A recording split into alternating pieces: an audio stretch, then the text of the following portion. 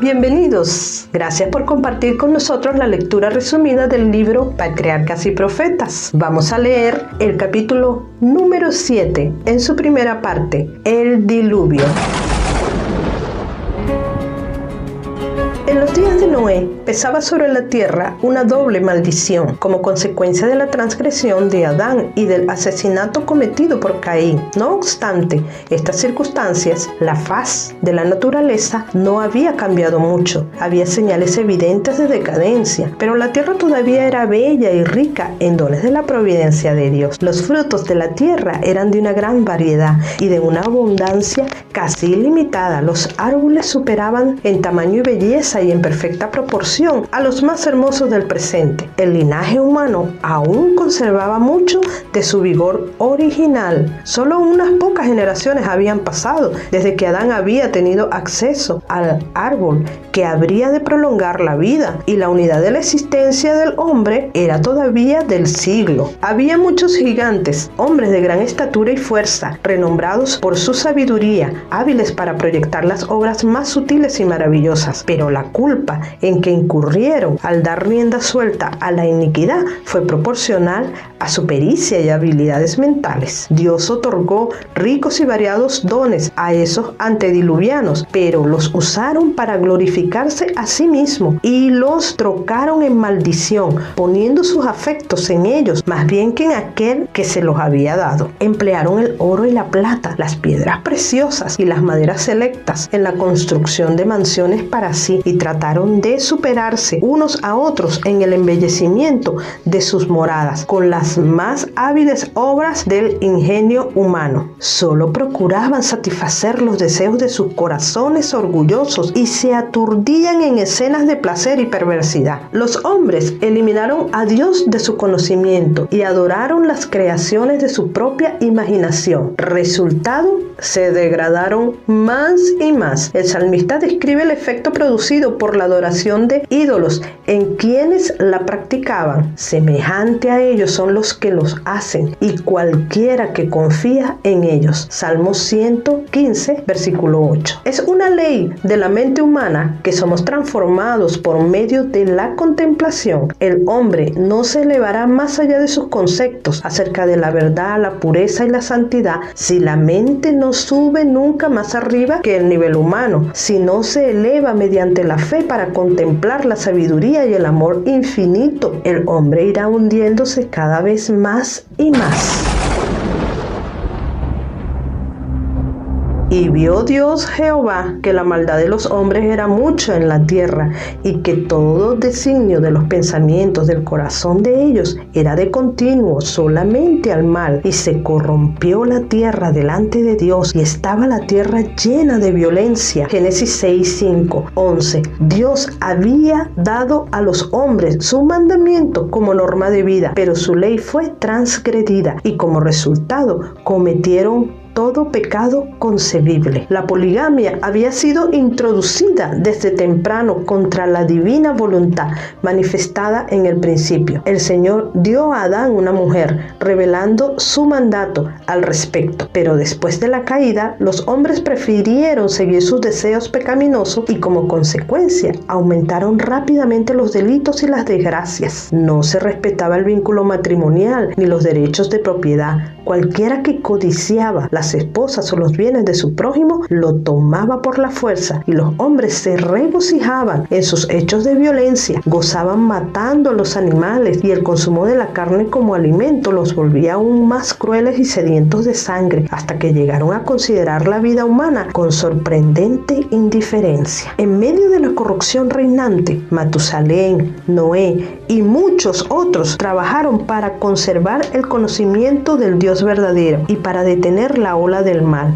120 años antes del diluvio, el Señor, mediante un santo ángel, comunicó a Noé su propósito y le ordenó que construyese un arca. Mientras la construía, debía predicar que Dios iba a traer sobre la tierra un diluvio para destruir a los impíos. Los que creyeran en el mensaje y se preparasen para ese acontecimiento mediante el arrepentimiento y la reforma obtendrían tendrían perdón y serían salvos. Enoc había repetido a sus hijos lo que Dios le había manifestado tocante al diluvio, y Matusalén y sus hijos, que alcanzaron a oír las prédicas de Noé, le ayudaron en la construcción del arca. Dios dio a Noé las dimensiones exactas del arca y explícitas instrucciones acerca de todos los detalles de su construcción. La sabiduría humana no podía haber ideado una estructura de tanta solidez y durabilidad. Dios fue el diseñador y Noé el maestro constructor. En la construcción del arca se empleó madera de ciprés que duraría cientos de años. La construcción de esta estructura fue un proceso lento y trabajoso. A pesar de la gran fuerza que poseían los hombres de aquel entonces, debido al gran tamaño de los árboles y la naturaleza de su madera, se necesitó mucho más tiempo que ahora para prepararla. Se hizo todo lo humanamente posible para que la obra resultase perfecta. Sin embargo, el arca de por sí no hubiera podido soportar la tempestad que vendría sobre la tierra. Solo Dios podía preservar a sus siervos de las aguas borrascosas. Por la fe, Noé, cuando fue advertido por Dios acerca de cosas que aún no se veían, con temor preparó el arca en que su casa se salvase, y por esa fe condenó al mundo y fue hecho heredero de la justicia que viene por la fe. Hebreos 11:7. Mientras Noé daba al mundo un mensaje de amonestación, sus obras testificaban de su sinceridad. Así se perfeccionó y se manifestó su fe. Dio al mundo el ejemplo de creer exactamente lo que Dios dice. Todo lo que poseía lo invirtió en el arca. Cuando empezó a construir aquel inmenso barco en tierra seca, multitudes vinieron de todas las direcciones para ver aquella extraña escena y oír las palabras serias, fervientes de aquel singular predicador. Cada martillazo dado en la construcción del arca era un testimonio para la gente.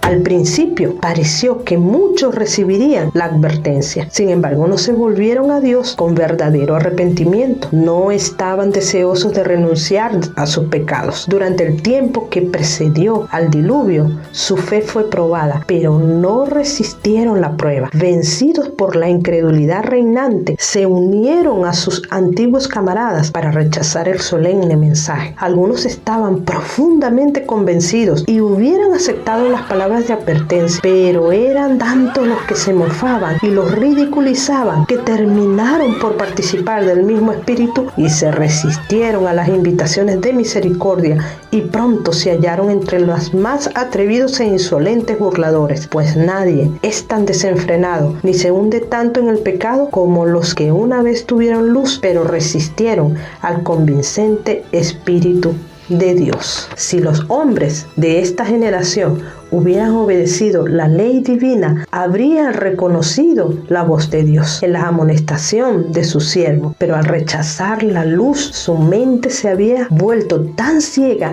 que creyeron de veras que el mensaje de Noé era un engaño. No fueron las multitudes o las mayorías las que se colocaron de parte del justo. El mundo se puso en contra de la justicia y las leyes de Dios, y Noé fue considerado un fanático. Satanás, al tentar a Eva para que desobedeciese a Dios, le dijo: no moriréis. Génesis 3:4. Grandes hombres del mundo, honrados y sabios, repitieron lo mismo. Las amenazas de Dios, dijeron, tienen como finalidad el intimidarnos y nunca se realizarán. No deben alarmarse. Nunca se producirá la destrucción del mundo por parte de Dios, ni el castigo de los seres que Él creó. Pueden estar tranquilos, no teman. Noé es un descabellado fanático. El mundo se reía de la locura del iluso anciano y en vez de humillar su corazón ante Dios, persistieron en la desobediencia y la impiedad, como si Dios no les hubiera hablado a través de su siervo. Pero Noé se mantuvo como una roca en medio de la tempestad, rodeado por el desdén y el ridículo popular. Se distinguió por su santa integridad y por su inconmovible fidelidad. Sus palabras iban acompañadas de poder.